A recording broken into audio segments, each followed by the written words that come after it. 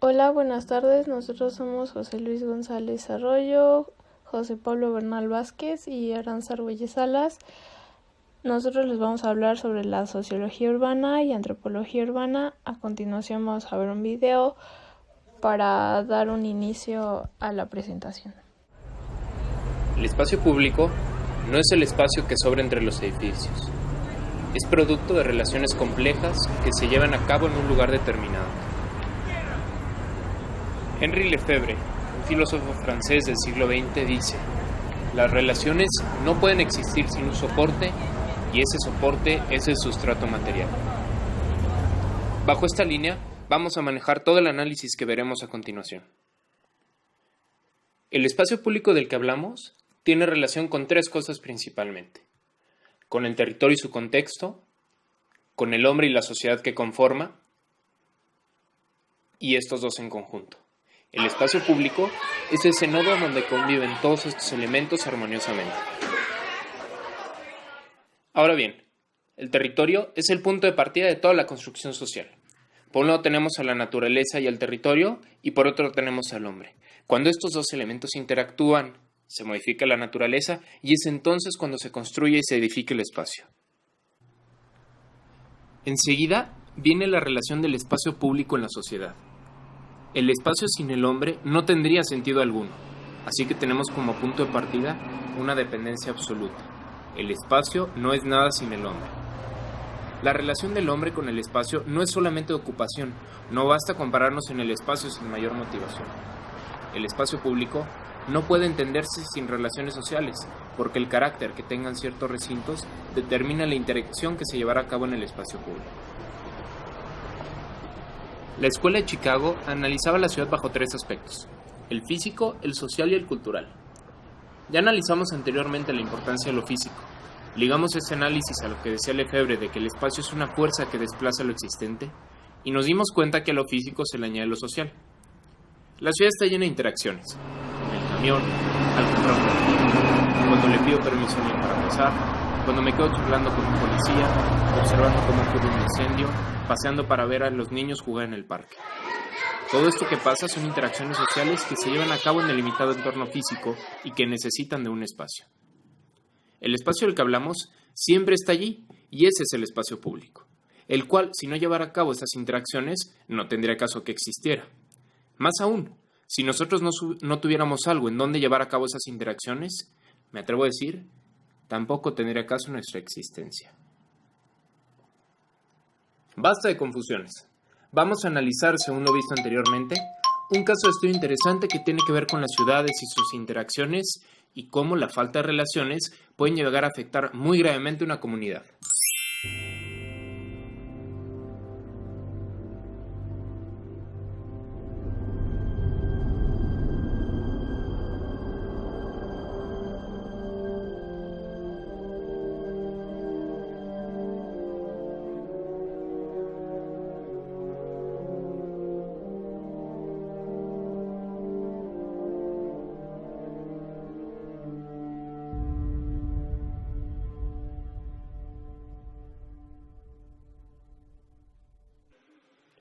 Nuestro caso de estudio es el Cerro de San Pedro. Lo vamos a analizar bajo tres premisas principales: el entorno físico, su historia y sobre todo la sociedad. Analicemos su aspecto físico. El Cerro de San Pedro se encuentra a 8 kilómetros de la ciudad de San Luis Potosí. Con clima semiseco y vegetación escasa, la comunidad cuenta con un paisaje natural muy escarpado, lleno de rocas y sedimento grueso. Su ocupación principal es la minería. En cuanto a la historia, el pasado del Cerro de San Pedro se traslada a 1592, cuando don Miguel Caldera envía a un grupo de mineros y soldados a examinar el territorio que hoy conocemos como Cerro de San Pedro.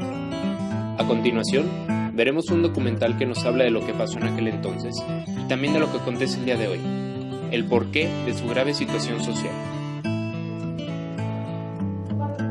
Hace muchos, pero muchos años, más de 200, este fue un hermoso y próspero pueblo. Las minas de oro llenaron a los más de 12,000 habitantes de abundancia. Todos querían ser mineros. Mi abuelo fue minero, mi papá fue minero, mis tíos fueron mineros. El Cerro de San Pedro era sinónimo de riqueza y abundancia. Aquí estaba todo habitado, no había una sola casa sola. Ven ustedes cuevitas por allá arriba y hasta allí vivía gente en las cuevas. Pero un día, las minas se secaron y San Pedro quedó convertido en un pueblo fantasma. Y desde el 48 se empezó a quedar aquí solo, poco a poco. La gente, a falta de una manera de subsistir, simplemente lo dejó todo. Se empezaron a salir, a buscar trabajo a otras partes. Hay gente de aquí de Cerro de San Pedro en toda la República Mexicana y otros se van para Estados Unidos. Así, este se convirtió en un lugar olvidado. Somos 20, por ahí 20, 25 habitantes y yo soy el más viejo de todos. Las voces más viejas del pueblo aún hablan de tesoros. Anteriormente no había bancos y la gente, pues cada quien depositaba o escondía su bolsoncito de centavos, pues ya sea en la tierra, en la pared o hasta en el piso. Pero los pocos que quedan viven del dinero que les envían aquellos que jamás volvieron. Aquí, las manecillas dejaron de respetar al tiempo, impregnando en cada calle, en cada casa y en cada rincón un impresionante retrato de lo que algún día fue. Claudia Ivette García, Fuerza Informativa Azteca.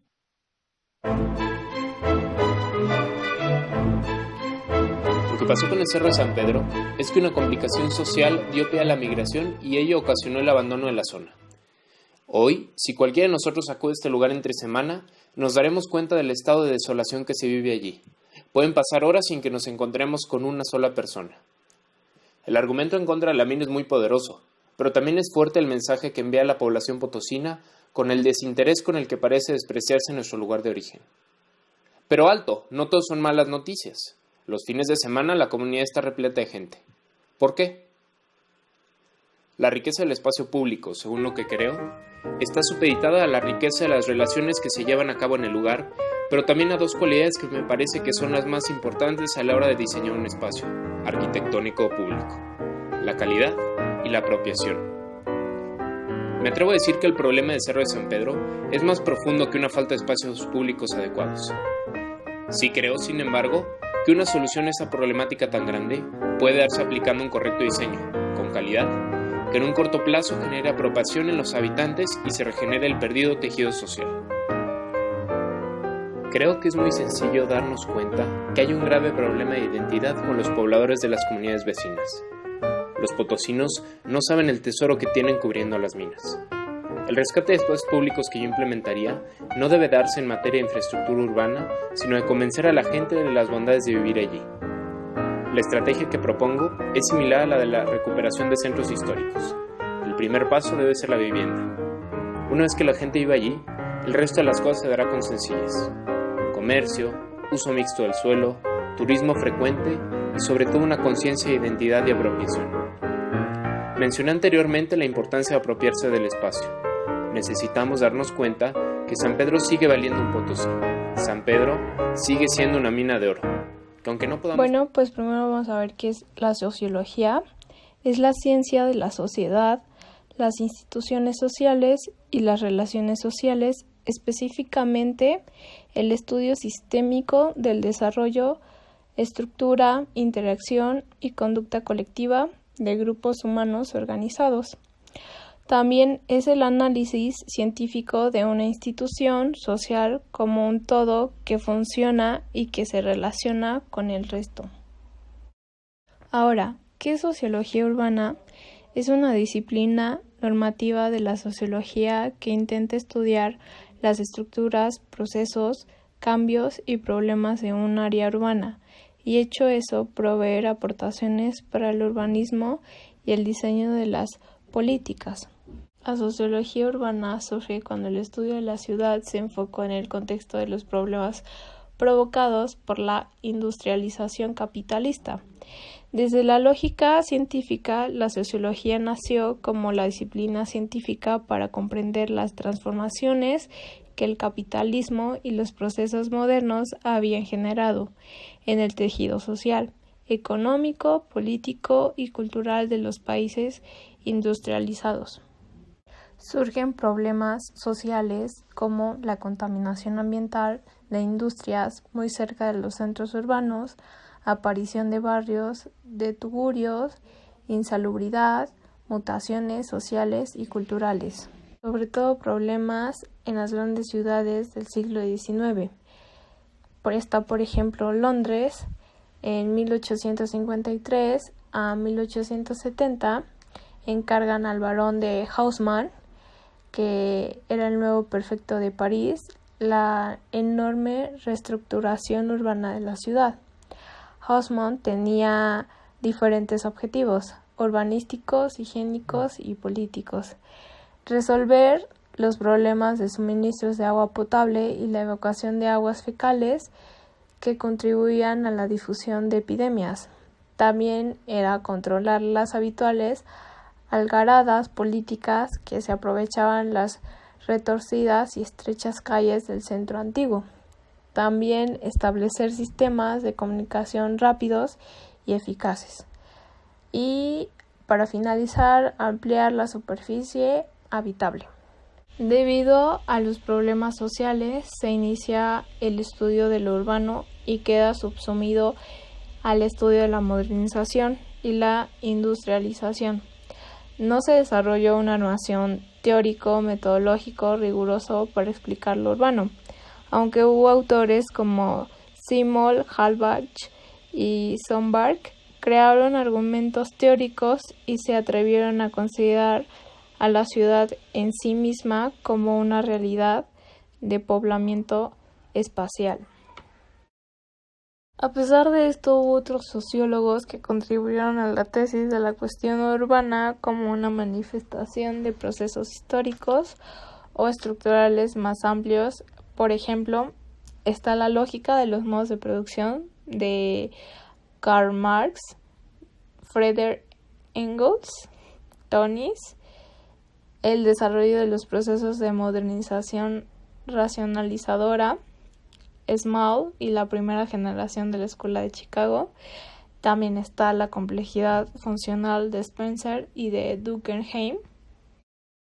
Y pues hubo otros que combinaron la historia para tomar a la ciudad como objeto de estudio a partir de la retrospección histórica en busca de los orígenes del mundo moderno.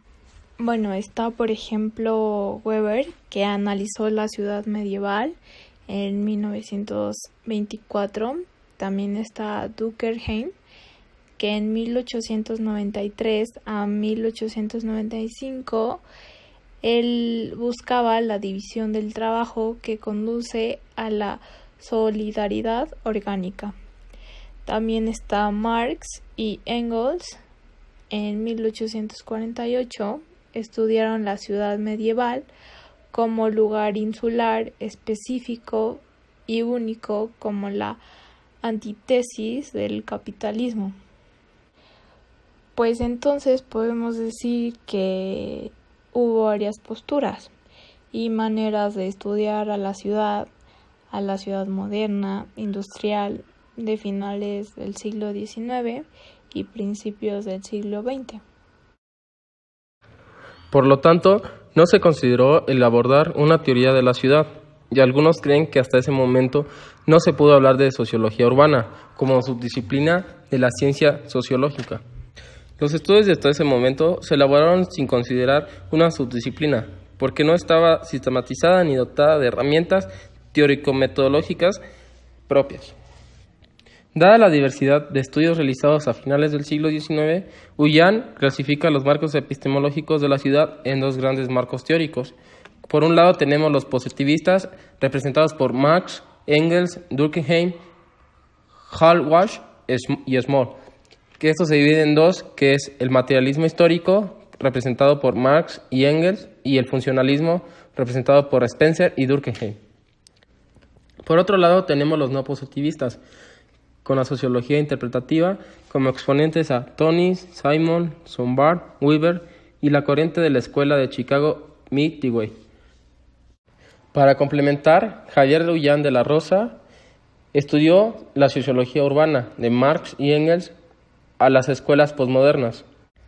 Dada la clasificación anterior, Ullán reclasifica los grupos en principios teóricos e ideológicos compartidos.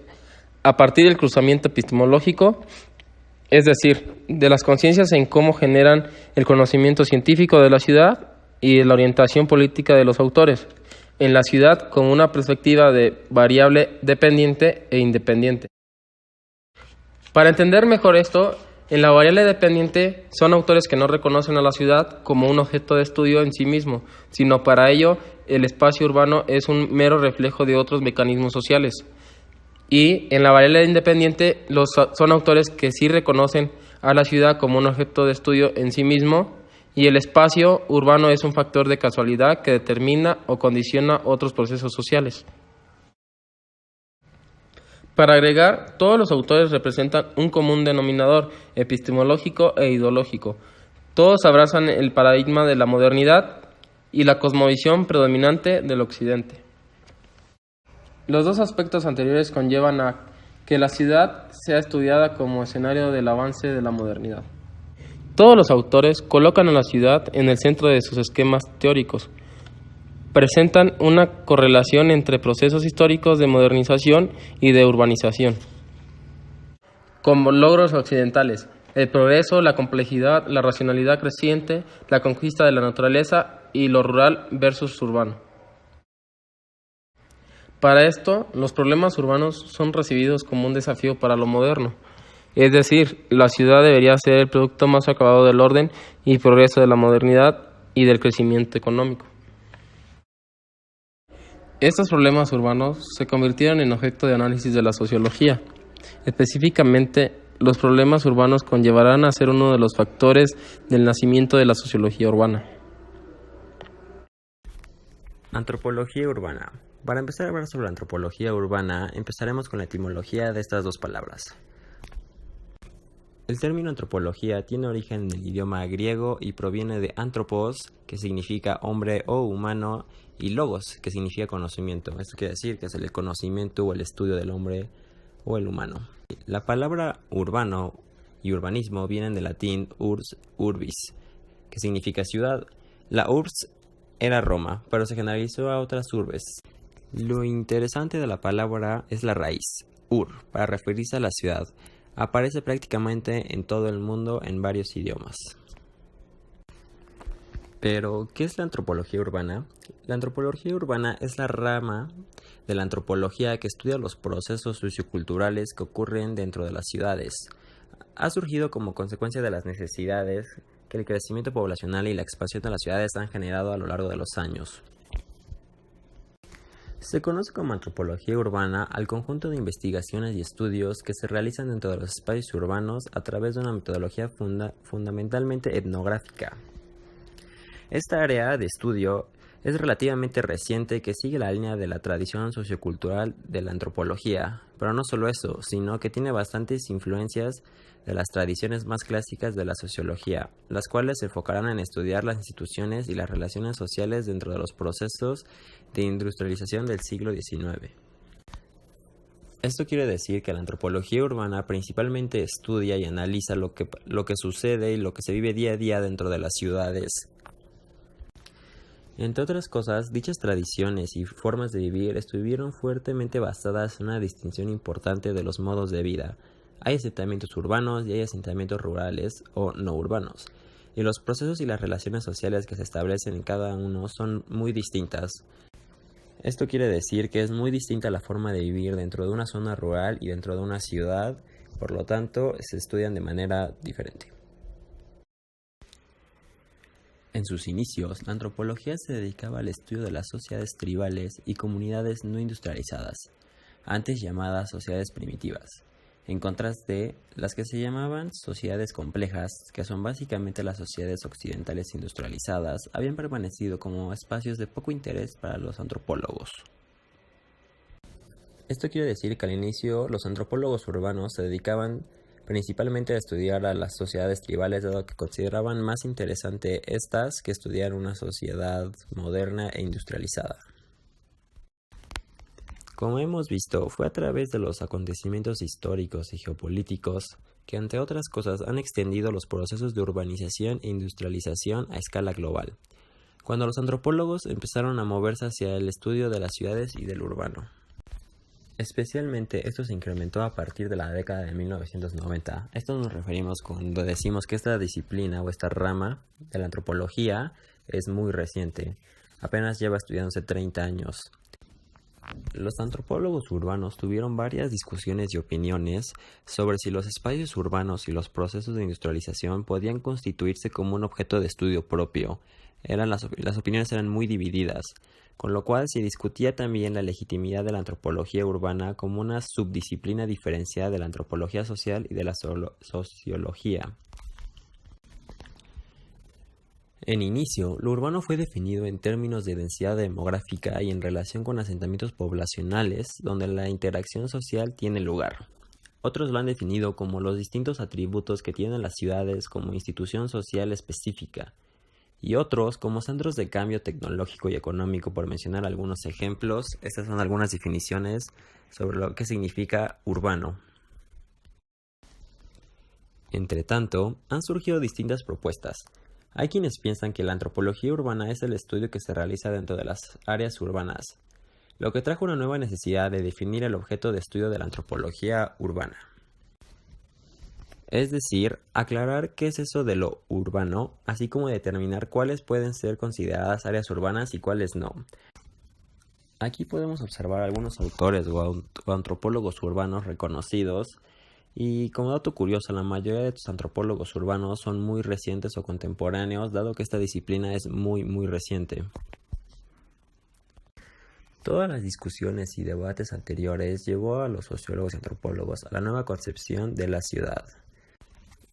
Incluso llevó a algunos sociólogos a considerar a las ciudades como una especie de laboratorio social, así como la vida cotidiana y ordinaria, aparentemente desprovista de significado, como una actividad que podían reflejar muchos de los problemas sociales y de sus posibles soluciones. Así pues, había una división académica importante entre la sociología y la antropología sociocultural. Ante esto, hubo antropólogos que hicieron notar que las comunidades que tradicionalmente habían sido estudiadas por la antropología formaban parte de una configuración social más amplia, donde las ciudades jugaban un papel importante. Todo esto fue una de las primeras motivaciones de los antropólogos por estudiar los procesos sociales desde la perspectiva de las ciudades y de la antropología. En el contexto norteamericano, por ejemplo, han sido muy populares desde la primera mitad del siglo XIX los estudios relacionados sobre migración rural-urbano y el impacto que tienen los procesos de urbanización en las personas. Todo esto se trasladó rápidamente a otras de las principales ciudades europeas donde la antropología también se desarrollaba. Finalmente, los intereses en los estudios urbanos llevan a organizar distintas publicaciones académicas, así como multidisciplinarios en antropología y ciencias etnológicas, sociedades de especialistas en antropología aplicada al urbano. ¿Y cómo se aplica la antropología urbana en el día a día? En inicio, los estudios sociológicos del urbano, que influenciaron de manera importante el desarrollo de la antropología urbana, adoptaron métodos basados en la evidencia histórica, entrevistas y sobre todo material estadístico y demográfico que les permitiera comprender distintos procesos sociales. Esto quiere decir que los sociólogos del urbano se basan principalmente en la historia y en el material estadístico, y esto les permite comprender mejor cómo funcionan las ciudades y estudiarlas de una mejor manera. La antropología urbana, como se ha venido definiendo con el pasar del tiempo a través de la historia de la humanidad, es el análisis por medio de estudios etnográficos y transculturales de la urbanización global y de la vida en las ciudades. Aquellos estudios realizados en sociedades humanas contemporáneas con sus determinadas formas de ordenamiento social, los cuales sean reflejados en constantes sentidos evolucionistas que ésta sufre. Para hablar de la antropología urbana es necesario mencionar que es una ciencia que parte de la sociología. La antropología urbana es fuertemente influenciada por esta, pero la diferencia yace en que la sociología se encarga de la investigación de las sociedades civilizadas, o sea, de la ciudad, y la antropología es la ciencia que estudia a las sociedades primitivas. Esta se basa en el estudio de las sociedades no occidentales. Además, que la diferencia de la perspectiva antropológica en cuanto al análisis de la ciudad es su metodología de investigación mejor conocida como etnografía. aquella que estudia y describe los pueblos por medio de la observación de las actividades culturales de diferentes grupos sociales. Pero uno de los cuestionamientos de los orígenes de este tipo de investigación es que los centros poblados, las urbes, no ofrecen una posibilidad de lograr un todo conocible ni tampoco permite un límite geográfico fácilmente identificable con el cual delimitar una investigación etnográfica. En la trayectoria seguida por la antropología urbana, la noción de cultura como un conjunto de rasgos o particularidades que se crean y se recrean en función de las investigaciones sociales y de los individuos de los grupos sembrará un fértil campo de investigación.